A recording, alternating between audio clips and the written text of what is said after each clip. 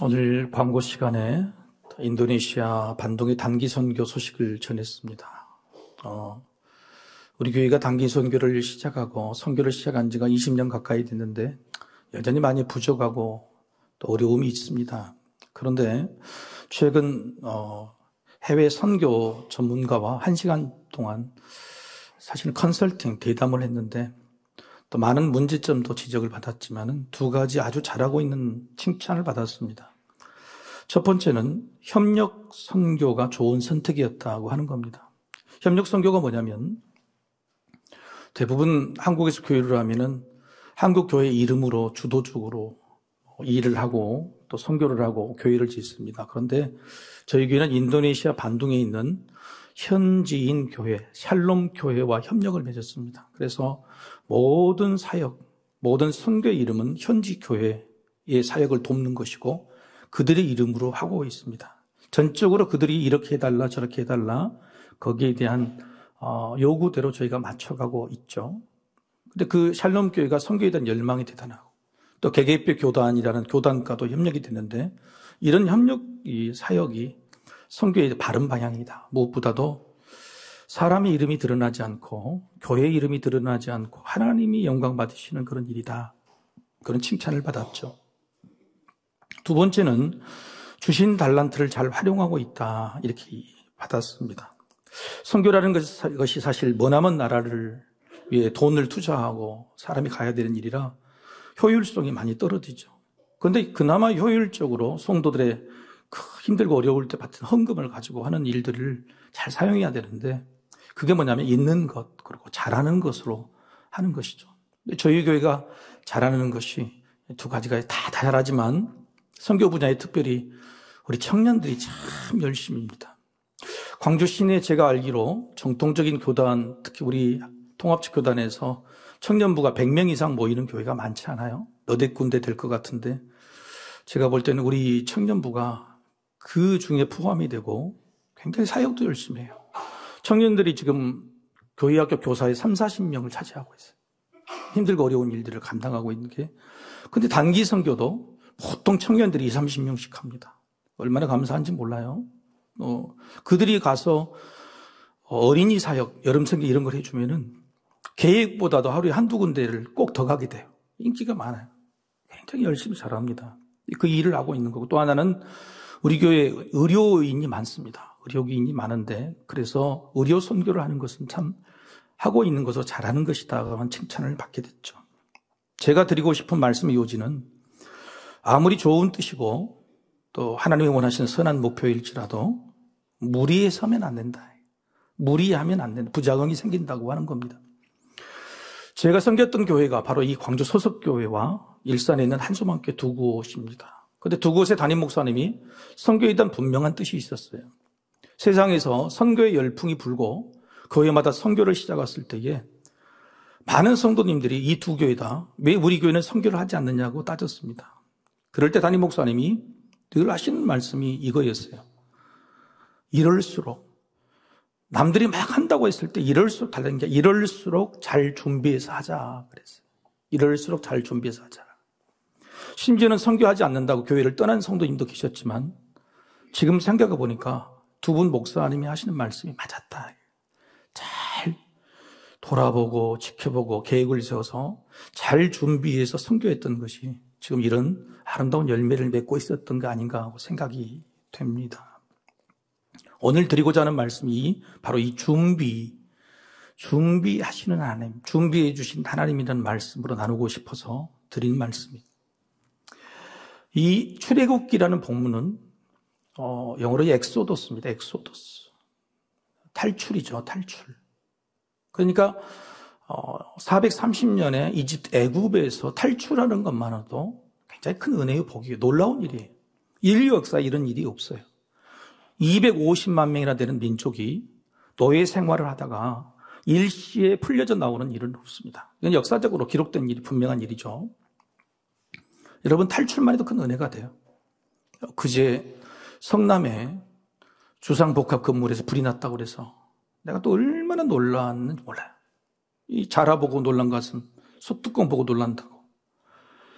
주상복합이라는 것이 여러분 밑에 상가에서 불이 나면 위에 살고 있는 아파트들은요, 정 영락 없이 문제가 되죠.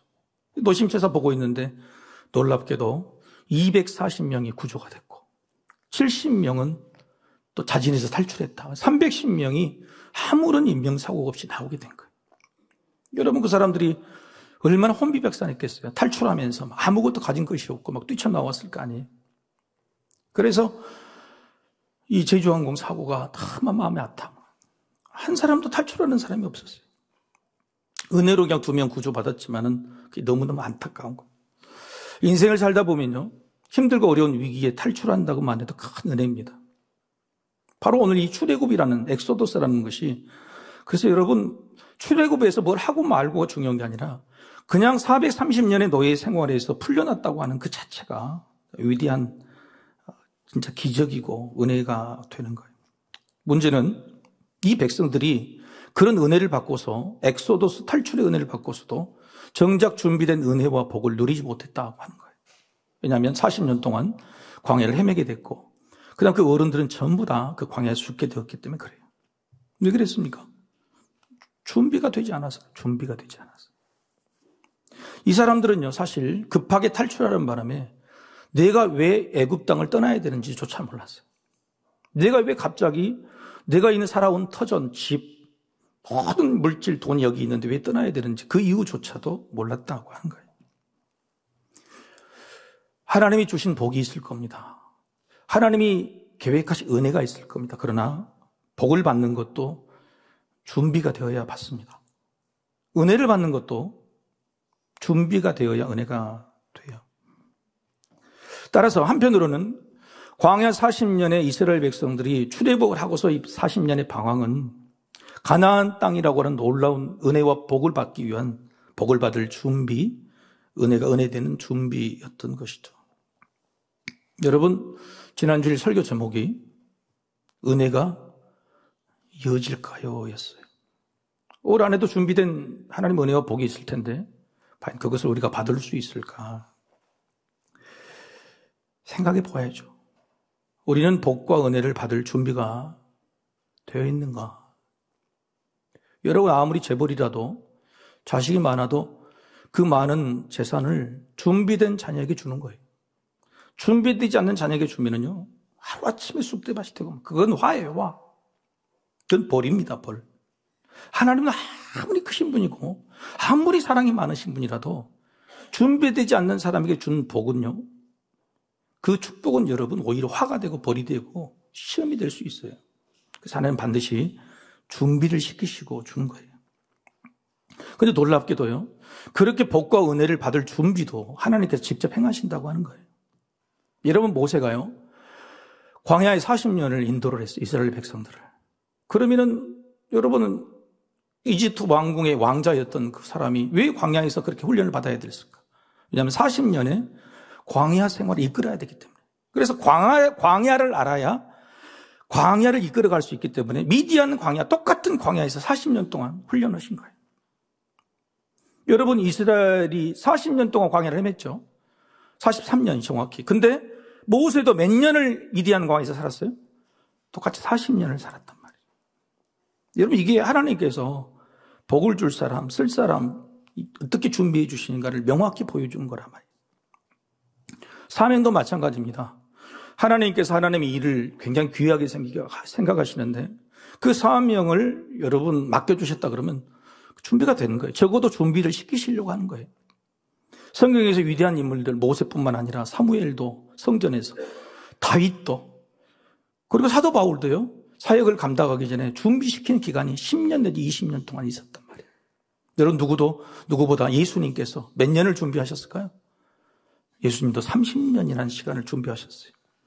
하나님께서 일을 맡기시고 그래서 복과 은혜를 받기 위해서는 반드시 준비하는 시간이 있다고 하는 거예요. 자, 그렇다면 사람은 어떤 준비를 해야 될까? 아니, 하나님께서 어떤 준비를 시키실까? 성경 말씀 잠언 16장 9절에 이런 말씀이 있어요.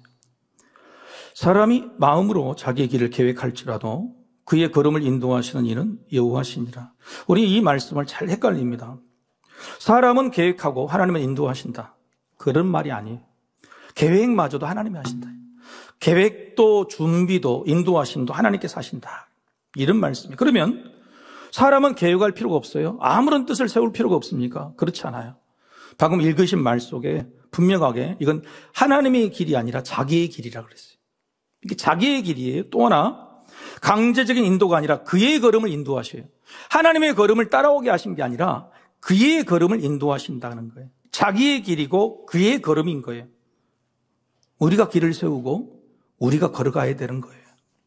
문제는 뭐냐면 그게 하나님의 뜻 안에 있어야 된다. 하나님의 뜻 안에서 우리의 길을 세우고 우리의 걸음을 걸어가야 된다. 이게 참 중요한 거예요. 하나님의 뜻 안에서 올 한 해 우리가 어떤 걸음, 어떤 길을 걸어야 될까? 하나님의 뜻을 아는 게 중요하죠. 여러분, 아버지 하나님께서 하나님의 자녀들에게 바라시는 뜻이 뭘까요? 막 엄청 위대하고 힘들고 어려운 일이 아니에요. 그냥 복 받는 거예요. 행복한 거예요.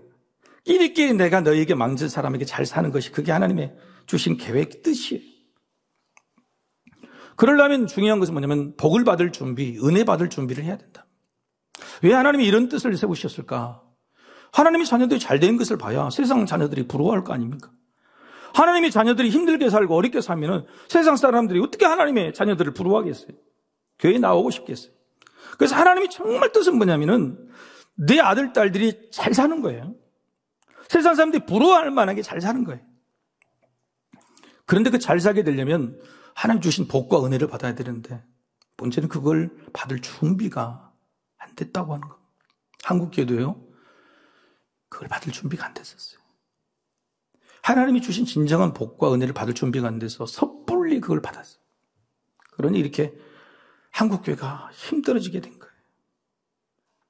수많은 성도들이 교회에 와서 내가 복과 은혜만 외쳤지 내가 정말 복과 은혜를 받을 준비가 됐는가? 이 문제를 우리가 곰곰이 생각해 봐야 된다는 거예요. 섣불리 주신 은혜, 아니 섣불리 착각하고 오해한 그런 은혜와 복으로 내가 복 받은 사람인가 은혜 받은 사람인가, 아니 지금 시험에 들어있는 사람인가, 오히려 그것 때문에 내가 하나님과 멀리하고 있는 상황은 아닌가 생각해 볼 필요가 있다고 하는 겁니다. 여러분, 하나님께서 오늘 세상의 많은 자녀들을 복과 은혜의 자리로 이끌어갔는데 그 준비를요 한 사람에게만 시킨 게 아니에요. 하나님이 준비하신 방법이 있는데 그게 참 우리에게 도전이 돼요. 뭐냐면 함께 준비시켜 주세요. 모두가. 하나님의 뜻은요 혼자만의 준비가 아니라 함께 모두의 준비가 되어야 한다는 것, 그 증거가 바로 오늘 본문의 말씀입니다. 여러분, 하나님께서 모세를 몇 년을 준비시켰다고요? 대답을 좀 해주세요. 미디안 광야에서 40년이나 준비시켰어요. 40년을 이끌어가려고 해서 미디안과 40년이나 준비시켰어요. 그러면 완벽하게 준비시키신 거예요. 그래서 나중에 준비될 모세가요 겸손히 지면보다 승하다, 최고로 겸손하고 충성된 사람이, 능력 있는 사람이, 준비가 완벽히 됐어요. 그렇다면 준비된 모세에게만 말씀하시면 돼요. 모세에게 이리 가라 그러면 모세가 백성들에게 이리 가라고 할 것이고, 저리 가라 그러면 모세가 백성들에게 저리 가라고 하면 되겠고, 모세만 이야기하시면 되는 거예요.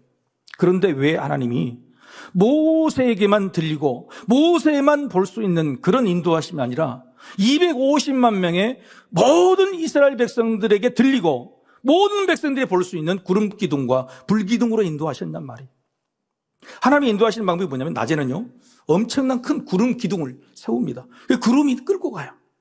저녁에는 구름 기둥이 보이지 않으니까요 불 기둥을 세워요. 그래서 불 기둥이 또 끌고 가는 겁니다. 하나님은요 복과 은혜의 가나안 땅, 하나님의 약속의 땅, 복과 은혜를 받을 사람들을 어떻게 준비시키냐면 모세만 준비시키시고 거기 들어갈 사람만 준비시킨 게 아니라 모두가 다. 그래서 12정탐꾼이 잘못된 복을 하고 사람들이 현혹돼도 모든 백성이 다 못 들어가게 된 거예요. 모든 백성이 다 못 들어가게 된 거예요. 하나님께서 이렇게 모든 사람들을 함께 준비시키는 방법이 바로 기둥이라고 하는 거예요. 기둥. 기둥이 뭘까? 그것은 보여주시는 거란 말이에요. 모든 사람이 볼 수 있는 것이에요. 그래서 기둥이 중요한 것이 아니고 하나님의 자녀를 훈련시키는 방법은 뭐냐면은 보게 하신다. 제가 하나님의 자녀로 헌신하게 된 건 주님을 보게 하셨어요. 예수님 보게 하셨어요. 살아계신 예수를 보게 하셨단 말이에요. 하나님의 자녀로 쓰임받는 사명자가 되기 위해서 하나님께서 반드시 준비시킨 방법은 뭔가를 보여주신단 말이에요. 우리가 기도해야 될 기도점이 뭐냐면은 하나님 내가 복을 받고 싶습니다. 은혜를 받고 싶습니다. 그게 아니고 하나님 내가 복과 은혜를 받을 사람으로 준비되도록 나에게 보여주십시오.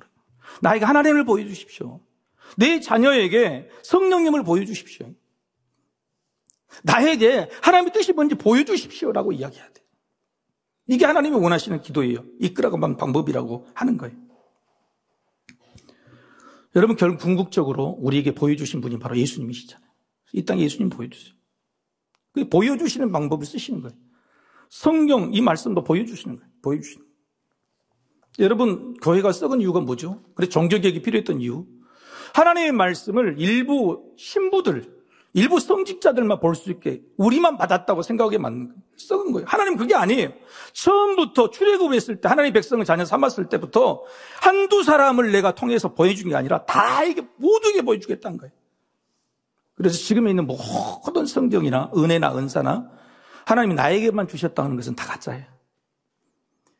교회 안에서도 목사가 하나님이 나에게만 말씀하셨다가 가짜예요. 교회가 성도들 이끌어가 이 방향으로 이야기했을 때 우리가 함께 기도해서 같이 응답을 받읍시다. 이래야지 내가 받았으니 나를 따라오라고 하는 것은 다 가짜예요.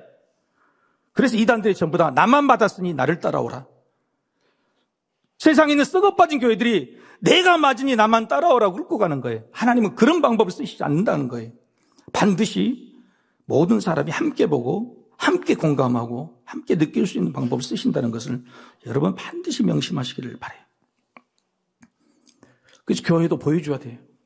제가 우리 교회에 처음 왔을 때 다 같이 돌자 동네 한 바퀴를 추수감사절 또 교회 창립주 이럴 때 막 했습니다.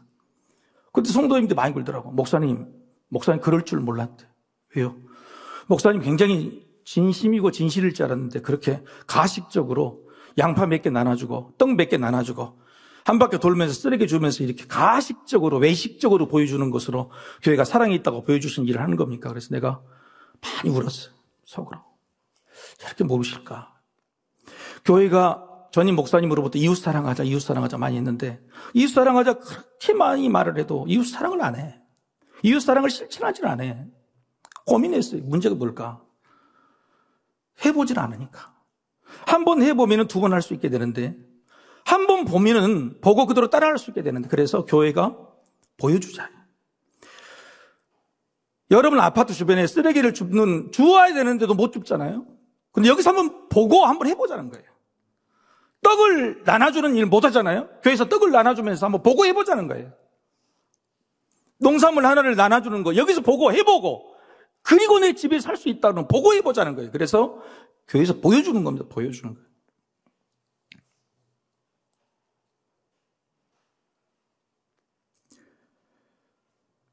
여러분 기둥 같은 교회라는 올해 표어를 찾았어요. 기둥이 뭘까? 보이죠. 그래서 기둥 같은 교회는요. 한번 화면을 보고 같이 읽어봅시다. 자, 중요한 말씀 두 번 읽겠습니다. 자, 시작. 기둥 같은 교회는 보여주는 교회, 보고 따라갈 수 있는 교회, 모두 함께 가는 교회를 뜻합니다. 한 번 더요. 자, 시작. 기둥 같은 교회는 보여주는 교회, 보고 따라갈 수 있는 교회, 모두가 함께 가는 교회를 뜻한다. 기둥은 뭐냐면 안무드입니다. 안무드. 구름 기둥은 안무드 안한, 불 기둥은 안무드 애쉬. 저는 뭐냐면 안무드 교회. 교회가 보여주는 교회가 된대. 안무드 성도. 성도가 보여주는 거예요. 안무드 아빠. 아버지가 보여줘야 돼. 안무드 엄마. 보여줘야 돼. 그 기둥처럼 보게 수 있도록 보여주는 거예요. 그 보여주는 것이 선거입니다. 그 보여주는 것이 무너지지 않는 거예요. 보여주지 않고 말로요, 형식으로요, 돈으로요 안 돼요. 안무도 교회가 돼야 돼. 교회가 뭔가 보여줘야 돼. 큰 건물을 보여주는 게 아니에요. 오늘 구름 기둥과 불 기둥은요, 하나님의 임재예요. 내가 여기 있다는 거예요. 내가 너와 함께 간다는 거예요. 내가 앞서서 싸운다고 하는 겁니다. 그래서 안무도 기둥 보여주는 것은 뭐냐면 세상 사람들 앞에, 내 가족 앞에 하나님의 임재, 하나님이 나와 함께 하신다는 걸 보여주는 거예요. 하나님이 나를 위해 싸우신다는 걸 보여주는 거예요. 내가 하나님 때문에 이길 수 있다는 걸 보여주는 거예요. 그게 바로 안무드예요. 여러분, 우리 교회도 보여주는 게 있죠. 세상 사람들이 보여주는 게 몇 가지 있죠. 뭘 보여주고 있을까요? 머리가 복잡하게 생각하지 말고 그냥 눈으로 보이는 거. 세상 보라고 보여주는 거 뭐가 있어요? 1부, 2부는 잘만 맞히더만. 여러분, 여기 교육원 저쪽에 전광판이 있죠. 전광판. 아, 전광판 모르세요? 전광판이 붙어요. 그 전광판에 여러분, 우리 교회 예배 시간이 나옵니까? 담임 목사 이름이 나옵니까? 교회 나오라고 혹시 복음의 정보가 있습니까? 없어요. 전부 다 이 힘들고 어려운 세상 사람들에게 위로, 격려, 본면의 메시지만 있어요. 우리는 하나님의 위로와 하나님의 권면을 받고 이렇게 든든하다 보여주는 거예요. 또 보여주는 게 뭐가 있죠? 아도나이 정원의 십자가예요. 우리 주님의 십자가를 보여준다는 거예요. 여러분, 제가 정말로 보이고 싶은 것이 뭘까요? 여러분, 저기 푸른 길 옆에 나눔터가 있어요. 나눔터. 근데 나눔터의 이름이 뭐죠? 엘로힘이에요. 엘로힘이라는 것은 하나님의 이름이에요. 엘로힘. 근데 이것을 내가 이렇게 바꿔서 엘로힘이 아니라 엘로힘. 엘로우가 노란색 이런 뜻이죠. 그래서 여기 오면 하나님의 힘을 받을 수 있다. 그리고 힘이란 말이 찬양이에요. 하나님을 찬양하는 힘을 받아서 노래하는 곳이란 말이에요. 그래서 엘로우로 바꿔놓고 노란색으로 딱 치는 거예요. 노란색으로. 저는 바람이 있다면 그 푸른 길 옆에 있는 건물이 있죠, 옆에. 저기 그 목공사 이런 전부 다 우리가 사가지고 노란색으로 싹 칠해봤으면 좋겠어요. 싹 칠해가지고 서석기 옆으로 가면 거기가 다 노란색이에요. 아, 저게 엘로힘이다, 엘로힘. 엘로힘이 뭐냐? 엘로힘이야. 하나님의 이름이 우리와 함께 계신다. 저곳에 가면 힘을 얻는다. 저곳에 가면 노래가 나온다. 저는 그걸 보여주고 싶어요. 교회가 뭘 보여줘야 돼요? 성도 여러분들 뭘 보여줘야 돼요, 도대체? 하나님이 함께 계시는 걸 봐야 돼요. 하나님이 나를 도우시는 걸 보여야 돼요. 이스라엘 백성들에게요, 하나님이 그걸 보여주셨어요. 구름기둥과 불기둥으로 함께 하셨어요. 나중에 출애굽을 해가지고 가나안 땅에 들어갈 때 모든 가나안 원주민들이 두려워 벌벌 떨었다고 그랬어요. 왜요? 뭐 때문에? 그들과 하나님이 함께 하셨다는 걸 보았기 때문에 그래요. 여러분, 하나님께서 함께 하신 것을 보여주는 구약시대의 가장 큰 징표가 성전입니다. 성전. 솔로몬이 성전을 짓죠. 근데 성전을 지을 때에 성전 제일 앞에 두 개 기둥을 세웁니다. 그 기둥이 뭐예요? 야긴과 보아스예요. 야긴이라는 뜻은 뭐냐면 그가 세우셨다. 하나님이 세우신다는 거예요. 그리고 보아스는 그에게 능력이 있다, 힘이 있다, 힘을 얻는다는 거예요. 이 야긴과 보아스라는 이 두 기둥을 성전에 딱 세워놓고 하나님이 내가 거기에 임하겠다고 말씀하셨어요. 그런데 하나님이 임할 때마다 성경에 그렇게 기록이 되어 있습니다. 구름과 불이 피어올랐다. 구름 기둥 주변에. 그 구름과 불이 뭐죠? 바로 오늘 본문에 나오는 구름 기둥과 불 기둥을 의미한다고 하는 거예요. 하나님이 임할 때, 하나님이 인지할 때. 여러분, 오늘은 그냥 말씀의 해석뿐이지만 실제적으로 출애굽 백성들 어떻게 인도하시느냐 기록이 나와 있습니다. 다음 장 14장, 출애굽 14장 19절에서 20절 우리 같이 한번 읽어보십시다. 자, 시작. 이스라엘 진 앞에 가던 하나님의 사자가 그들의 뒤로 옮겨가매 구름 기둥도 앞에서 그 뒤로 옮겨 애굽진과 이스라엘 진 사이에 이르러 서니 저쪽에는 구름과 흑암이 있고 이쪽에는 밤이 밝음으로 밤새도록 저쪽이 이쪽에 가까이 못하였더라. 구름 기둥과 불 기둥이 인도하고 가다가 애굽 군대가 마음이 변해서 쫓아오는 거예요. 출애굽했던 이스라엘 백성들 죽이려고. 그럴 때 이 구름 기둥이 뒤로 딱 넘어가가지고 딱 막아서는 겁니다. 이스라엘과 애굽 군대 사이를. 그리고 그 애굽 군대는요, 구름으로 막아서 어둡게 만들어버렸어요. 이스라엘 백성들에게 밤이라도 환하게 만들어주셨어요. 여러분, 하나님이 임재한다. 하나님이 함께 인도하신다는 것을 직접 보여주신 거예요. 뭘로요? 구름 기둥과 불 기둥으로 보여주고 계신. 결국은 어떻게 됐느냐? 출애굽기 14장 24절에서 25절이죠. 같이 읽어보십시다. 다시 시작. 새벽에 여호와께서 불과 구름 기둥 가운데서 애굽 군대를 보시고 애굽 군대를 어지럽게 하시며 그들의 병거 바퀴를 벗겨서 달리기가 어렵게 하시니 애굽 사람들이 이르되 이스라엘 앞에서 우리가 도망하자. 여호와가 그들을 위하여 싸워 애굽 사람을 친도다. 하나님 아버지께서 구름 기둥과 불 기둥 가운데서 일하시고 애국 군대를 흩트러 버리시고 그리고 애국 군대를 도망하자. 뭐라고요? 이 사람들은 하나님이 함께 하신다. 할렐루야. 그것을 보여주신 거란 말이에요. 여러분 함께 하신다. 하나님 인도하신다. 기둥처럼 우리를 이끌어가고 계신다는 것을 어디서 보여주냐면요. 싸움터예요. 싸움터. 전쟁터에서 보는 거예요. 전쟁터에서 왜 그걸 보여주세요? 싸워서 이기는 모습을 보여주시려고 하는 거예요. 싸워서 이기는 모습. 여러분 자녀가요. 학교에 갔는데 두드러 맞고 오면 좋겠어요? 두드러 패고 오면 좋겠어요? 1부, 2부 때 다 두드러 패고 오면 좋겠다고 하더라고요.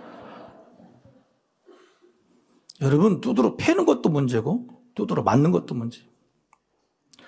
문제는 이겁니다. 지지 않고 이기는 거예요. 지지 않고 이기는데 이기는 방법은요. 때려도 이기고 맞아도 이기는 방법이 있어요. 두드러 팼냐 맞았냐가 중요한 게 아니고 진짜 이겼냐 졌냐가 중요해요.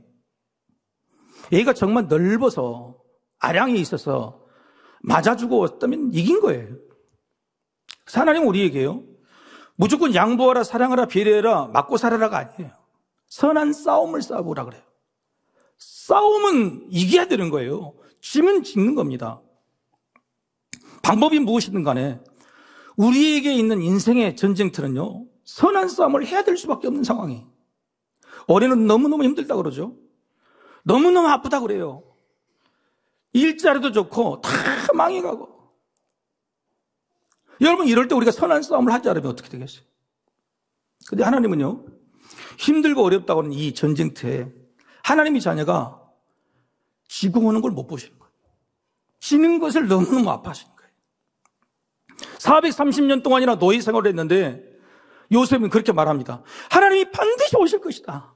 하나님 오실 때 너희는 이긴 것이다. 이긴 것이다는 말이에요.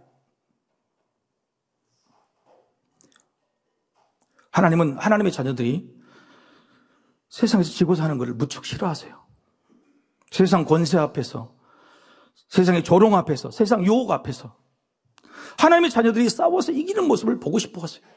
그리고 이기도록 준비시키고 도와주시고 그렇게 내보내시고 그리고 이겨서 돌아오면은 봐라 내 아들이다. 봐라 내 딸이다라고 말씀하고 싶은 거예요. 네요. 하나님의 이름은요. 이기고 돌아온 하나님의 자녀들이 빛나게 하기 때문에 그래요.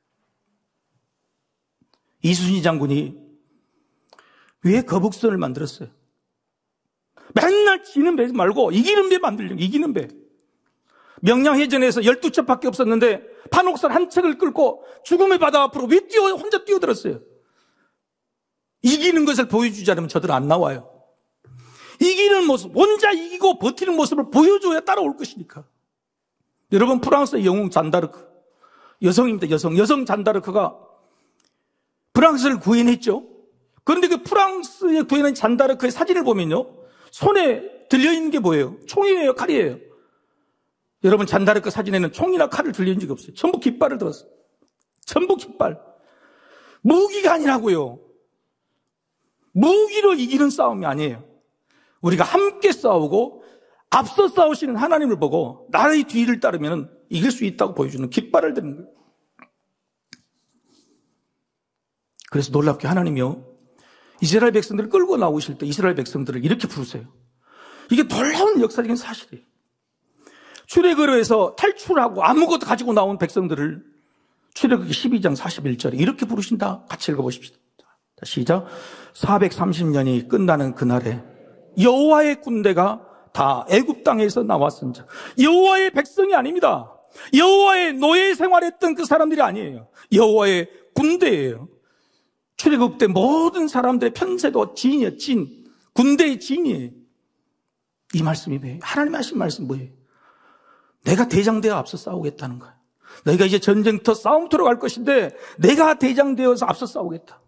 너희는 오합지졸이 군대가 아니라 일사불란한 승리의 군대로 만드시겠다. 하나님의 각오를 보여주신 거예요. 세상살이가 온전 전쟁터고 싸워야 하는 일이에요.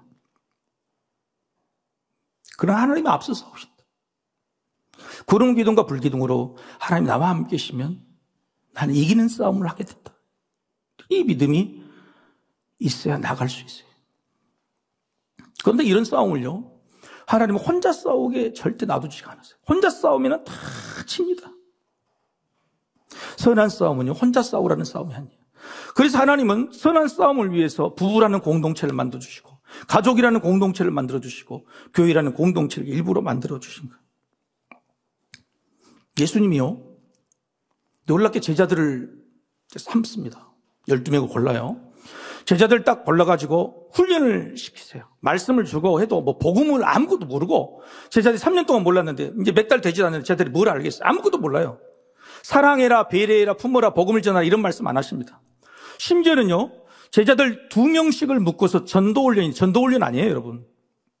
성경책을 보면요, 전도훈련 아닙니다. 복음을 전하라 그런 말씀 없어요. 예수님 뭐라고 이야기했냐면은 아무것도 가져가지 말라. 아무것도 가져가지 말고 유일하게 가져가야 될 것이 뭔지를 마가복음에 이야기하세요. 뭘 가져가야 된다 그랬어요? 뭘 가져가야 된다? 전대도 가져가지 말고, 두복 로또 가져가지 말고, 신발만 신고 이것만 가져가. 그게 뭐냐면은 지팡이만 가져가라 그래요. 지팡이만. 이 지팡이가 뭔가요? 바로 모세의 지팡이. 모세의 지팡이는 하나님의 권능이에요. 하나님의 인도하심이에요. 그가 지팡이를 가르칠 때 거기로 가야 되세요. 그리고 여러분, 제자들을 세상에 보내실 때에 사랑의 능력, 복음 전파의 능력, 병을 고치는 능력을 주신 게 아니라 어떤 능력만 주셨어요? 귀신을 쫓아내는 능력을 주셨다고요. 다른 모든 능력을 주실 법도 아닌데 그건 주시지 않고 귀신을 쫓아내는 능력을 주셨다는 거예요. 그게 뭐예요? 이게 전도훈련이 아닙니다. 행여 복음을 전하다가 듣지 않으면 신발 있는 먼지를 털어버리고 옷을 털어버리고 욕하고 나오라 그랬어요. 예수님께서 제자들이 가장 사랑하는 능력, 복음을 선포하는 능력보다도 먼저 가르쳐주고 준비시킨 능력이 뭐냐면 싸워서 이기는 능력이에요. 나쁜 영의 세계, 악령 귀신들과 싸워서 이기는 능력이에요. 자신의 자존심도 붙고 스스로 비하감이 있고 내가 업으로서 주눅들고 그거 없이 자기 자신과 싸워서 이기는 능력이에요. 그 능력을 주셨어요. 예수님이 원하시는 능력은 그거란 말이에요. 우리가 세상에 사랑을 들고 복음을 들고 가기 전에 우리는 이미 영적 싸움에서 진 상태로 패배주의로 올라리를 시작한다면 무슨 싸움을 이길 수 있겠다. 성경에요, 구약 성경에는 그래서 이런 사람들을 남는 자라고 그래요. 근데 신약으로 들어오면 남는 자, 남은 자가 뭘로 바뀌냐면 한번 따라해 보실까요? 이긴 자, 이긴 자라고 그래요. 썩을 놈의 새끼들이 이긴 자를 신모 교단에서 이단에서 써먹어가지고 그러는데, 이긴 자라는 말이 요한계시록에 나오는 진짜로 중요한 말이에요. 모든 신약 성경에 나오는 것은 우리가 이긴 자가 되는 거예요. 이긴 자라는 것은 싸움에서 이긴 자야. 싸움에서 이긴 자.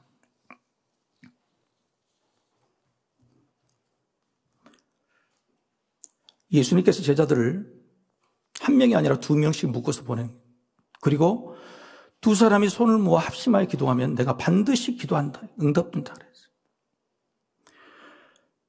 세상에 있는 싸움터에 혼자 싸우지 마세요.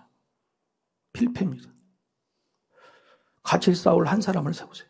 한번 따라해 봅시다. 올해는 단 한 명의 전우를 만들겠습니다. 전우요, 전우. 전우. 싸움터에서 함께 싸울 수 있는 전우를 만들어야 돼요. 그게 부부이면 너무 좋고, 자녀와 부모이면 너무 좋고, 함께 싸우는 거예요. 교회를 통해서 우리 그걸 보여주길 원해요. 교회가 어떻게 세상과 싸우는지, 교회가 어떻게 죄와 불법과 싸우는지, 사랑 없음과 우리 자격지심과 패배주의가 어떻게 싸우는지, 비리 힘들고 어려운 한 해 하나님께서는 함께 싸워서 이기는 모습을 우리 교회를 원하시는 것 같아요. 그리고 하나님은 우리를 홀로 두지 않으시고 구름 기둥과 불 기둥으로 인도해 주십니다. 우리 교회가 모든 성도가 그 구름 기둥과 불 기둥을 보고 싸워서 이기는, 그리고 큰 기둥이 되는, 그리고 세상에 그 기둥을 보여주는 그 한 해가 되기를 주님의 이름으로 축복합니다.